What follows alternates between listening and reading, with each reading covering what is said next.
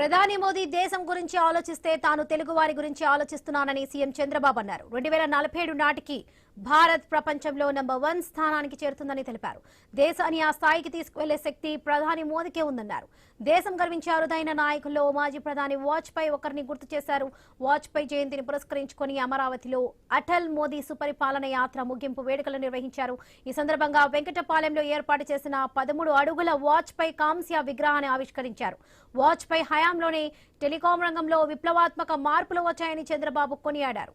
దేశంలో మెరుగైన నేషనల్ హైవేల నిర్మాణానికి ఆయన శ్రీకారం చుట్టారని తెలిపారు.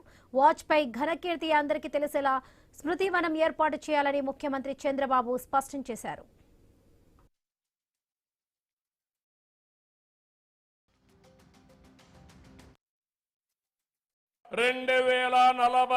కి భారతదేశం ప్రపంచంలో నెంబర్ 1 దేశంగా తయారవుతుంది.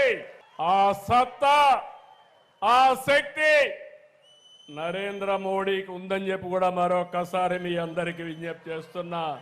ఎందుకంటే ఈరోజు కొంతమంది దేశం కోసం ఆలోచిస్తాం.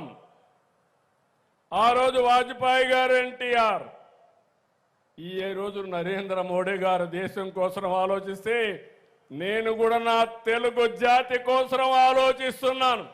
ఆయన దేశాన్ని నెంబర్ 1 చేసి నేను తెలుగు రాష్ట్రాన్ని అగ్రభాగాలు నిలబెట్టే బాధ్యత తీసుకుంటాం.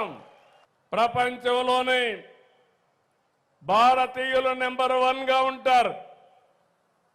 అదే సమయంలో భారతీయుల్లోనే తెలుగు జాతి నెంబర్ 1గా చేసే బాధ్యత తీసుకుంటాం. 2047